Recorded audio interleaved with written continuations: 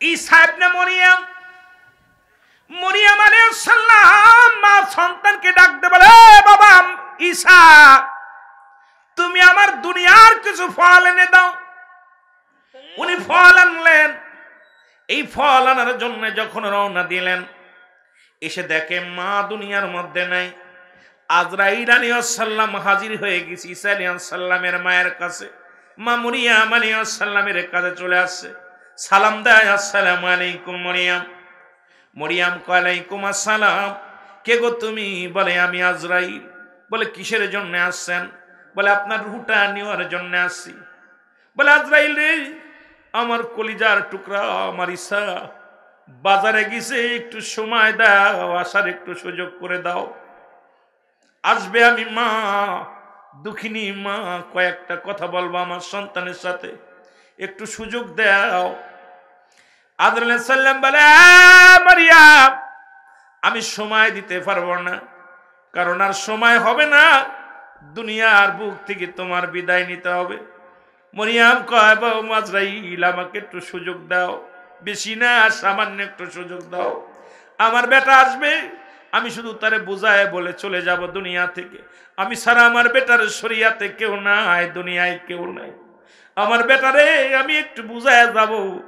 আজরাইল কয়, মরিয়াম রে, তুমি মরণকে বড্ড ভয় করো, ভয় করে লাভ নাই, তোমার সময় শেষ। আমি আজরাইল এখনই নিয়ে যাব। মরিয়াম আলাইহিস সালামের রূহ বাইর হয়ে গেল, আজরাইল সাল্লাম নিয়ে চলে গেলেন। ঈসা আলাইহিস সালাম দুনিয়ার মধ্যে আসিয়া দেখে মা দুনিয়ার মধ্যে পড়ে আছে। ডাক দে বলে, মা। মা কোনো কথা বলে না। ঈসা নবী বলে, মা গো, ও মা, যা দেখে মা দুনিয়ার মায়া ছেড়ে চলে গেছে। ডাক দে বলে, মালিক, তুমি আমাকে মৃত্যুকে জীবিত বানানোর ক্ষমতা দিয়েছো, আল্লাহ এই মুজিজা তুমি দান করেছো আল্লাহ। এখন আমার মাকে একটু জাগায় দাও, আমি একটু মা শোনে কথা বলতে চাই। ঈসা আলাইহিস সালাম মাকে ডাক দিলেন, সঙ্গে সঙ্গে মা জেগে উঠলেন। মা জাগা পর বলতেছি, সারে বাবা তুমি আইছো? কই, মা আমি আইছি, তুমি আর নাই গো মা। মা বলে, বাবা ফল নিয়ে আইছো, ফল দাও। কই, মা দুনিয়ার ফল আর তোমার কপালে নাই, কারণ মা গো দুনিয়াতে আর তুমি ফল খাইতে পারবা না। তোমাকে জাগাইছি শুধু একটা কথা জানার জন্যে, তুমি যেহেতু একজন নবীর মা, আমি জানতে চাই তোমার মরণটা কেমনে হয়েছে, তোমার কি আসানে মৃত্যু হয়েছে নাকি কষ্টে মৃত্যু হয়েছে? মরিয়াম ডাক দিয়ে বলে, ঈসা রে, আমার রূহটা নিয়ে গেছে, আমার দেহটা জর্জরিত রে, আমার পুরো অঙ্গ প্রত্যঙ্গ ব্যথা যন্ত্রণা। এ দুনিয়ার মানুষ শোনো। ঈসা আলাইহিস সালাম ডাকতে বলে, আল্লাহ, আমার মা একজন নবীর মা, আমার মা দুনিয়ার মধ্যে একজন জান্নাতি মা, তুমি তারে কষ্ট দিয়া দুনিয়া থেকে রূহটা নিছে আজরাইল। আল্লাহ কয়, যারে জিবরিল যা আমার নবীরে বুঝায় তার মার মৃত্যুটা কেমনে হয়েছে। আজরাইল সাল্লাল্লাহু জিবরিল আমিন এসে বলে, হুজুর, আমি আপনার সামনে হাজির। আয় জিবরিল, আমার মায়ের মৃত্যু হয়েছে কেমনে বলো। আজরাইল কয়, হুজুর, আল্লাহর কসম করে বলি, আপনার মায়ের মৃত্যু হয়েছে, মায়ের বুকে দুধ খাইতে খাইতে সন্তান যেমনি ঘুমায়া যায়, শুধু আমি মাথার উপরে হাতখানে রেখেছিলাম, কোনো কষ্ট দিই নাই, কোনো দুঃখ দিই নাই, জানটা বাইর করেছে অতি আসানে। ঈসা নবীর মা আজরাইল রে, এই মৃত্যু যদি এত কঠিন হয়, যাদের তুমি জোর করে ছিনিয়ে নিবা জানটা। আজরাইল বলে, মারিয়াম, আসমানে আমার মাথা, জমিনের মধ্যে আমার পা, আমি আজরাইল এত বড় দানব, দুনিয়ার সমস্ত পানি যদি আমার মাথায় ঢেলে দেওয়া হয়, একটু পানি জমিনের মধ্যে পড়বে না। আমি এত বড় দানব রে, শুধু ইমানদারের রূহ বাইর করার জন্য জমিনের মধ্যে আসি। মুনাফিক জাহান্নামীদের রূহ বাইর করার জন্য আমি আজরাইলের জমিনের মধ্যে নামা লাগে না, আমি আসমান থেকে এমন একটা উকি মারি, এমন একটা ধমক দিই, রূহটা বাইর হয়ে যায়, কলিজাটা ফেটে যায়, চোখটা বড় হয়ে যায়, জিহ্বা বাইর হয়ে যায়, পায়খানা করে দেয়। আমি আজরাইলের ধমকের সঙ্গে সঙ্গে এই দুনিয়ার কলিজাটা ফেটে রূহটা বাইর হয়ে চলে আসে। জোরে বলা যাবে না আল্লাহু আকবার। বন্ধু, সেই মরণের পেয়ালা পান করতে হবে। জোরে বলেন ঠিক কিনা, আর একটু জোরে বলেন ঠিক কিনা। আমার মরণ আসিবে কখন কেউ তো জানি না, আমার মরণ, আরো জোরে বলেন আমার মরণ আসিবে কখন কেউ তো জানি না, আমি চলে যাব আমায় তোমরা ভুইলা যাইও না, আমি চলে যাব, আরো জোরে বলেন আমি চলে যাব আমায় তোমরা ভুইলা যাইও না, আমার মরণ আসিবে, আরো জোরে বলেন আমার মরণ আসিবে। টাকা পয়সা দালান কোটা যাহা করেছি সব কিছু ফেলাইয়া আজি একাই চলেছি, আমি টাকা পয়সা দালান কোঠা যাহা করেছি সব কিছু ফেলাইয়া আজি একা চলেছি, আমি যাবার বেলায় ভেবে দেখি আমার কেহ নাই, বলো যাবার বেলায় ভেবে দেখি আমার কেহ নাই, আমার মরণ, আরো জোরে বলেন আমার মরণ। এই পৃথিবী চিরদিন থাকার জায়গা নয়, অন্ধকার কবর যে তোমার আসল ঠিকানা রে মানুষ, অন্ধকার কবর যে তোমার আসল ঠিকানা, ঠিক কি না? কুল্লু মান আলাইহা ফান, সব শেষ। আল্লাহ কয় বান্দা এই জমিনটা আমি রাখবো না রে, এই জমিনটা আমি চূর্ণ বিচূর্ণ করে দিব, এই জমিনের মধ্যে যত মাটি আছে মাটিগুলো পুড়ে হয়ে যাবে তামা। ও মস্তান সাহেব শোনো, মেম্বার সাহেব শোনো, চেয়ারম্যান সাহেব শোনো, এমপি সাহেব শোনো, মন্ত্রী সাহেব শোনো, নেতারা শোনো, নেত্রীরা শোনো, আল্লাহর ঘোষণা কি? আল্লাহ কয় বান্দা এই জমিনটা আমি চূর্ণ বিচূর্ণ করে দিব। কোরআন কি বলে ভালো করে শুনে নাও রে মুসলমান, শোনো। কোরআন বলতেছে ও বান্দা শোনো, এই জমিনটা আমার আল্লাহ চূর্ণ বিচূর্ণ করে দিবে, এই জমিনের মাটিগুলো পুড়াইয়া আমার আল্লাহ তামা বানাইয়া দিবে, জমিনে যত পানি আছে সব পানিগুলো পুড়ে হয়ে যাবে ছাই, জমিনটা পুড়ে হয়ে যাবে তামা। যেদিন কিচ্ছু বলতে কিচ্ছু থাকবে না, সেদিন থাকবে শুধু আমার আল্লাহ। এই জন্য গোলামি করব কার? আস্তে না জোরে, দাসত্ব করব কার? আস্তে আওয়াজ হয়ে গেল, জোরে হবে না আস্তে হবে। গোলামি করব কার? দাসত্ব করব কার? আইন মানব কার? এরে মুসলমান, সব কিছুর মালিক কে? আরো জোরে বলেন কে? আজকে আমি মাঝে মাঝেই বলি আলোচনার মধ্যে, তুমি সুদ খাইয়া সম্পদ করলা, ঘুষ খাইয়া সম্পদ করলা, পরের জমি দখল কইরা নিলা, পরের হাওর বিল দখল কইরা তুমি সম্পদ কইরা নিলা। এই দুনিয়ার সম্পদ খাবে লোকে, তোমার দেহ খাবে পোকে। একবার মরে দেখ না মজাটা আছে রে মুসলমান, একবার চক্ষু দুইটা বন্ধ করে দেখ। এই দুনিয়ার সম্পদ লোকে খায়া নিবে, তোর ছেলে ভাগ করে নিবে, মেয়ে ভাগ করে নিবে, বিবি ভাগ করে নিবে। এই দুনিয়ার সম্পদ নিয়ে মারামারি হাঙ্গামা লাগবে রে। গত মাসে দেখেছিলাম মুসলমান, বাংলাদেশের মুসলমান শোনো, বাংলাদেশের কোথায় বিশাল একজন আইনজীবী, কোথায় মুসলমান সুপ্রিম কোর্টের আইনজীবী বুদ্ধিজীবী, উনি 10 তলা বাড়ি করেছে। আজকে 3টা ছেলে লন্ডন আমেরিকার জমিনে বৃদ্ধাশ্রমে যাইয়া কান্দারে কয়, ও আমার আল্লাহ, আজকে আমি এত টাকা উপার্জন করলাম, একটা ছেলে মানুষ করতে পারি নাই, আলেম বানাতে পারি নাই। আজকে লন্ডন আমেরিকায় আজকে মুসলমান, এই লোকটার মৃত্যু হয়েছে, গত সপ্তাহে মৃত্যু হয়েছে। এই মৃত্যুটা মুসলমানের লাশটা পর্যন্ত তার জায়গায় মাটি দেয় নাই। ওরে মুসলমান, ঢাকার শহরে এই না বস্তিখানার মধ্যে তার কবর হয়েছে, একটু কবরের জায়গা পায় নাই। ছোট ছেলে কয় আমার বাড়িতে দেওয়া যাবে না, বাড়ি নষ্ট হয়ে যাবে। মেজো ছেলে কয় দেওয়া যাবে না, বাড়ি নষ্ট, বাড়ির পজিশন নষ্ট হয়ে যাবে। বড় ছেলে কয় পজিশন নষ্ট হয়ে যাবে। যাদের জন্য তুমি মুসলমান শুই না নাও, যাদের জন্য তুমি এত অন্যায় করলা, এরে ঘুষ না নিলে তুমি উকিল কথা বলো না, তুমি ঘুষ না নিলে চেয়ারের মধ্যে তুমি কত টাকা খাইয়া আইন পরিবর্তন করেছো, কত টাকা খাইয়া মানুষের বিরুদ্ধে তুমি মামলা লড়েছো, কত টাকা খাইয়া মানুষের ফাঁসির রায় দিয়েছো।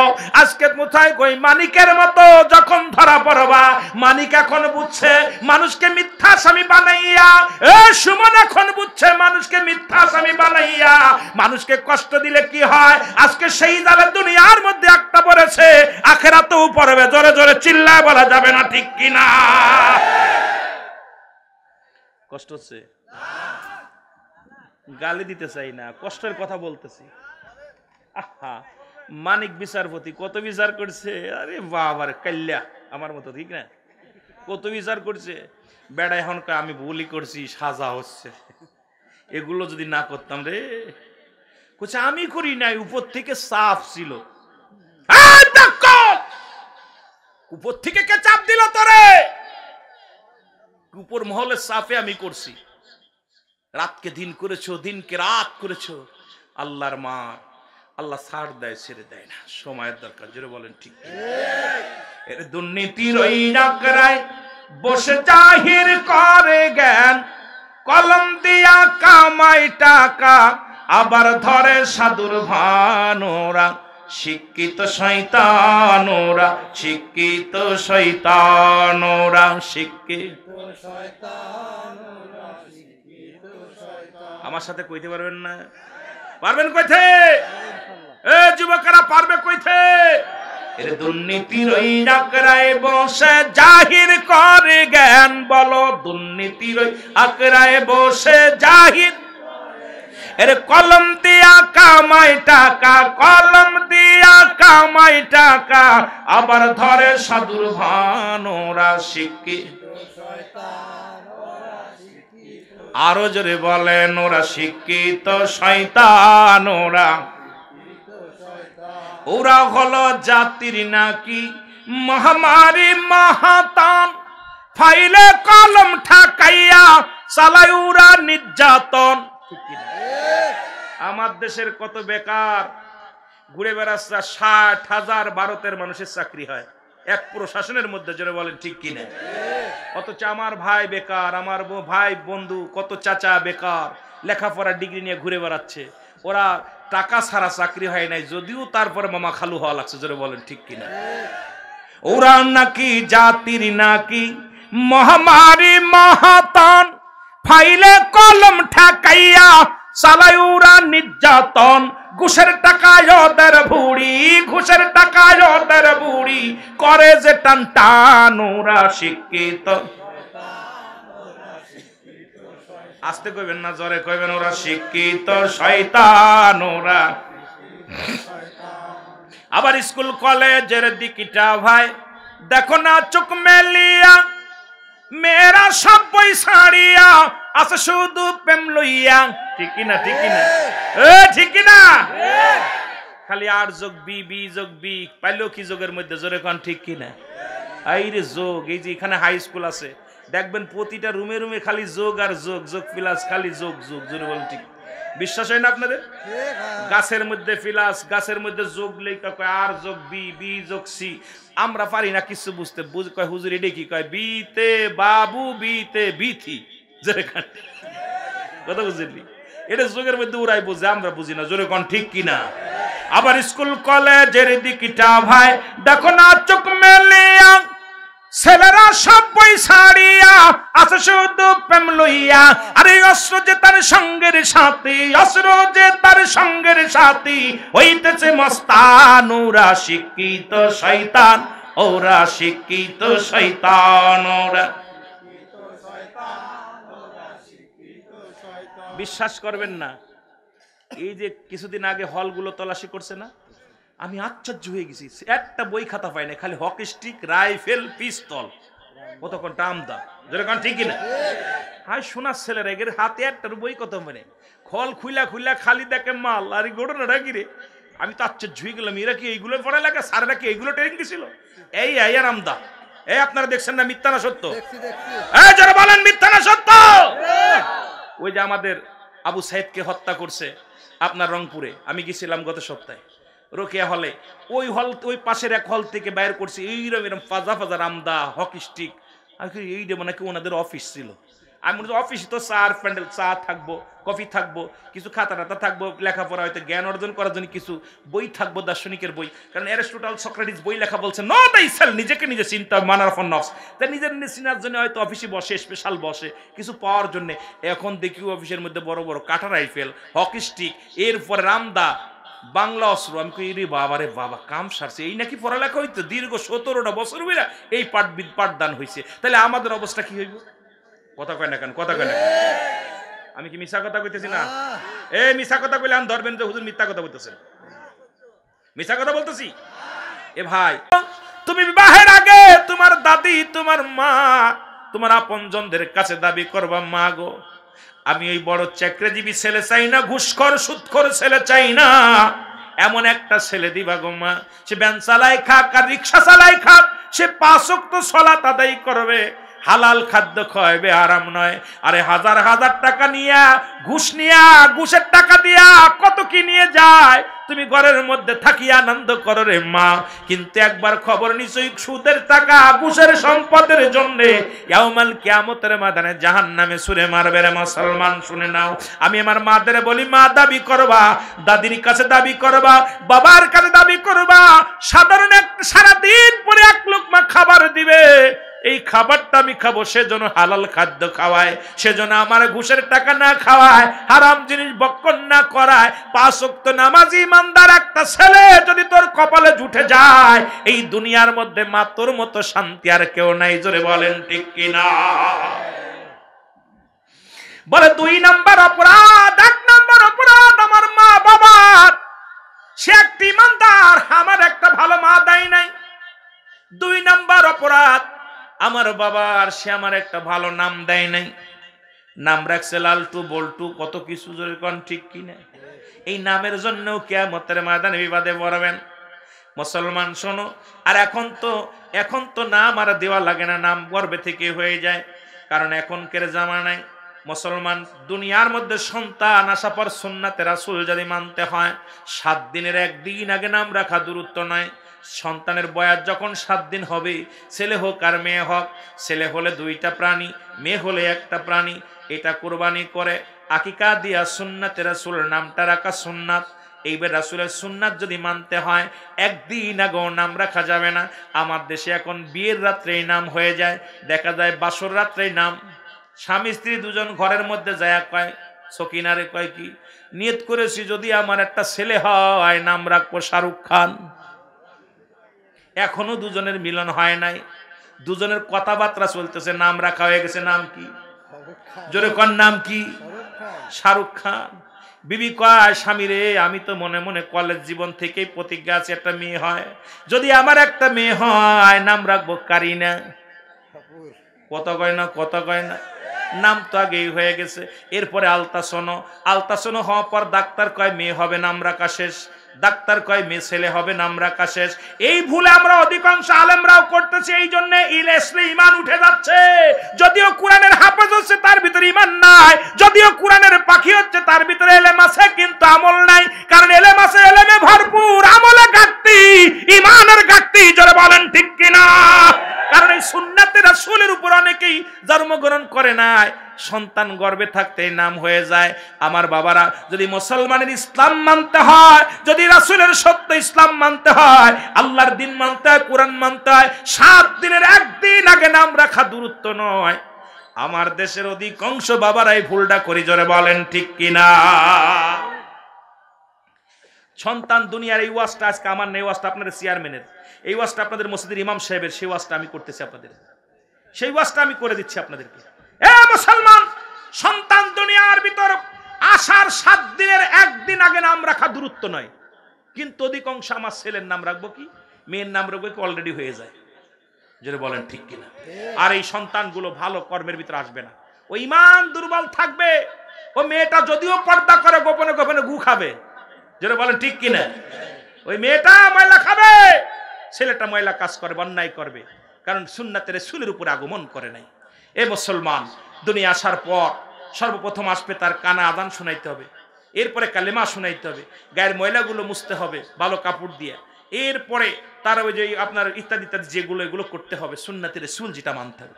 নাম্বার 3 বলে, হুজুর নাম্বার 3, সে আমাকে আমার পিতা মাতা কোন কোরআনের জ্ঞান হাদিসের জ্ঞান দেয় নাই। আল্লাহু আকবার।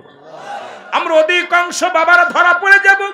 আপনার ছেলে বড় মুফতি হবে, বড় বক্তা হবে, এটা শর্ত নয়। আপনার ছেলেকে 10টা সূরা শিখাবেন নিম্নতর, যেটা নামাজ বাজানরে জানাজার নিয়মটা শিখাবেন, বাবারে কিছু হাদিস শিখাবেন, শরীয়তের বিধান মানা শিখাবেন, হাকিকতের বিধান মানা শিখাবেন, পর্দা পুশিদার বিধান মানা শিখাবেন। ছেলে বড় আলেম হবে শর্ত নয়, কিন্তু ছেলেকে বড় ডিগ্রি দ্বারা, আজকে ডিগ্রিদার বানাইছেন, বড় আলেম, বড় ইঞ্জিনিয়ার বানাইছেন, বিদেশ থেকে পিএইচডি করে ডাক্তার হয়েছে মুসলমান, এটা নিয়ে কবরে বাঁচা সম্ভব হবে না। ওই ছেলে যদি ঈমান নিয়ে আমল, যদি দুনিয়ার মধ্যে ঈমান আর আমল যদি ঠিক থাকে, দুনিয়ার মধ্যে আমল করতে লাগলে কিছু ইলমের দরকার আছে। এখন সূরা কিরাত জানার দরকার আছে কিনা, যারা বলেন আছে কিনা? এখন নিম্নতরে এই জ্ঞানটা তারে দিতে হবে। এই জ্ঞান না দেওয়ার কারণে অধিকাংশ সন্তানের কারণে জাহান্নামে যাবে। বাবারা, হাজী সাহেবকে বুকের ভিতর লাথি মারবে সন্তান, কয় বাবা গো তুমি হজ করেছো, কিন্তু আমাকে গ্রিন এলেম অর্জন করতে দাও নাই, যে এলেম দ্বারা আমি আজকে আমল করব, নামাজ পড়বো, সূরা কিরাত পারি না, জানাজা পড়াবো, দাঁড়াই থাকি, জানাজা পড়তে পারি না। ও বাবা তোমার জন্য দোয়া করবো, রব্বিরহামহুমা কামা রাব্বায়ানি সগীরা, এটা বলবো, সেই ক্ষমতা আমার নাই। বাবা গো তোমার জন্য পাক কালাম ফাতিহা শরীফ পড়বো, এটা আমার জানা নাই। বাবা তুমি আমার ইংলিশ শিখাইছো, ইংলিশে কথা বলা শিখাইছো, তুমি আমার বাংলা শিখাইছো, উর্দু শিখাইছো, ফারসি শিখাইছো, কিন্তু কোরআনের জ্ঞান একটু দেও নাই। বাবা গো, ওই বাবা মা বিনা হিসেবে জাহান্নামে তাদের ছুঁড়ে মারবে, কারণ বেআমলদারি সন্তানের ওই পাপের রাজ্য, পাপের গুনাহগুলো বাবার কাঁধে যে মার কাঁধে যে লাগবে, জোরে বলা যাবে না আল্লাহু আকবার। যারা ভুল করেছেন, এখন থেকে নাতিপুতি যারা আছে, তাড়াতাড়ি ইসলামের জ্ঞান শিখান, ছোট্টবেলা মাদ্রাসায় দেন, ওই মাদ্রাসা থেকে কোরআন শিখুক, কিছু সূরা কিরাত শিখুক, নিয়ত শিখুক, দোয়া শিখুক, ছোট ছোট দোয়াগুলো শিখুক, যেটা শিখার পর আপনি ইঞ্জিনিয়ার বানান, ডক্টর বানান, পৃথিবীর মধ্যে বড় অফিসার বানান, দুঃখ নাই। কিন্তু সন্তানকে প্রাথমিক বিদ্যালয়টা কোরআন শিক্ষা দেন, যে অক্ষর পড়লে 1টা নেকি 10টা নেকি হয়, সেই অক্ষরগুলো পড়া বাদ দিয়ে পড়ো। হাট্টিমা টিম টিম তারা মাঠে পারে ডিম, তাদের খাড়া 2টো শিং। সন্তানের প্রথমেই মিথ্যা শিখাইতেছেন, অথচ যদি বলতেন ডান দিকে তেরে খাটেন, বাম দিকে তে যা, নিচে একটা নুক্তা দিলি হয়ে গেল বা, ডান দিকে তেরে খাটেন, বাম দিকে তে যা, উপরে 2 নুক্তা দিলি হয়ে গেল তা, ডান দিকে তেরে খাটেন, বাম দিকে তে যা, উপরে 3 নুক্তা দিলি হয়ে গেল সা। 3 10 30টা নেকি হলো। সারা দিন পরে যদি পড়ো সরুয়া সরেয়া রস্যই দীর্ঘয় আর মুসলমান ABCD সারা জিন্দেগি ভরে পড়লো, 1টা নেকি হবে না। এই কোরআনের জ্ঞানটা আগে শিক্ষা দেন, যেটা শিক্ষা দিলে দুনিয়ার মধ্যে কামিয়াব হবেন। 3টা জিনিস কাজে লাগবে। নাম্বার 1 হলো নেক আমল, নাম্বার 2 সদকায় জারিয়া যে দান ধ্যান করলেন, নাম্বার 3 নেককার সন্তান। এমন সন্তান রেখে গেলেন, দোয়া দূরত্ব দূরের কথা, বাবার কবরটা জিয়ারত করবে, এটাও তারা জানে না, জোরে বলেন ঠিক কিনা? আদম নবীকে দেখালেন, রব্বানা জালামনা আনফুসানা ওয়া ইল্লাম তাগফির লানা ওয়া তারহামনা লানাকুনান্না মিনাল খাসিরিন। আর আখিরি নবী কান্দে রব্বির হামহুমা কামা রব্বায়ানি সগীরা। মুসলমান শোনো, পিতা মাতার জন্য দোয়া করবে, এই দোয়াটা অনেকে পারি না, আল্লাহর আদালতে কি জবাব দিব আমার বুঝি আসে না। এই জন্য দাদু ভাইদের হাতে ধরে বলে যায়, পায়ে ধরে বলে যায়, আপনারা সন্তানদেরকে দ্বীন ইলম শিক্ষা দেন, জোরে বলেন ঠিক কিনা। কষ্ট হচ্ছে আপনাদের? দ্বীন ইলমটা শিক্ষা দেন। সে এমপি হোক, মন্ত্রী হোক, সে জজ হোক, তার দৈনন্দিন যে ইসলামের মধ্যে চলার জন্য যেটা দরকার সেটা আমাদের শিক্ষা দেওয়ার দরকার আছে কিনা, জোরে বলেন আছে কিনা। খলিফা হযরত উমর ফারুক বলে, বৃদ্ধা তুমি প্রস্তুতি নাও, যেহেতু তোমার সন্তান নষ্ট হওয়ার জন্য মূল দায়ী হলে তুমি তাকে একটা সৎ চরিত্র মা দাও নাই। পৃথিবীর মধ্যে ওই যে ল্যাংটা হয়ে মোটরসাইকেলে খোলা মেলা ঘুরে যারা বেড়ায়, এর গর্ভে থেকে সন্তান হাফেজ হওয়া সম্ভব নয়। একটা হাফেজ দেখাইতে পারবে নয় দাউসের গর্ভে থেকে আসছে। কারণ এই পৃথিবীর মধ্যে মুসলমান শোনো, এই দাউস মহিলার গর্ভে থেকে একটা সচ্চরিত্রবান মেয়ে আসছে, সচ্চরিত্রটা ছেলে হয়েছে সম্ভব নয়। কারণ যদিও দুই একটা কোরআন শরীফ পড়তে পারে, ও দেখবেন বড় হয়ে জিনা ব্যভিচার শিখে যাবে, বড় আলেম হয়েছে বলৎকার হয়ে যাবে। দেখবেন বলতে যে আজকে আমরা পত্রিকার মধ্যে ফিরাই দেখি অমুক জায়গা বলৎকার করেছে, অমুক জায়গা হয়েছে, কারণ ও নিজেই বলৎকারের গর্ভে থেকে জন্ম নিছে, ওর ওই কর্মটা ঠিক রাখবে, জোরে বলেন ঠিক কিনা। আমার ভাইরা, আমার বন্ধুরা, আমার গভীর মনোযোগ, যদিও আলেম হয় ও হবে বলৎকার, যদিও আলেম হয় মহিলা, যদিও পর্দাশীল করে, শরীয়তে দেখা যায় গোপনে গোপনে পায়খানা খাবে রে মুসলমান শোনো। এই জন্য আগে পিতামাতার চরিত্র গুণ ভালো হতে হবে। আর এই শিক্ষা এই জন্য দাউসের পেট থেকে নয় মুসলমান শোনো। আল্লাহ রাব্বুল আলামিন আমাদেরকে যেন এমন একজন হালাল জাদা হারাম জাদা নয় সন্তান দুনিয়ার মধ্যে গড়ে তোয়ার তৌফিক দান করে। জোরে জোরে চিল্লা বলা যাবে না আমিন। খলিফা হযরত আমিরে মুমিনিন হযরত ওমর ফারুক ডাকতে বলে, বৃদ্ধা তুমি মৃত্যুর জন্য প্রস্তুতি হও। বিদ্যা বলে, খলিফা আমিনুল মুমিনিন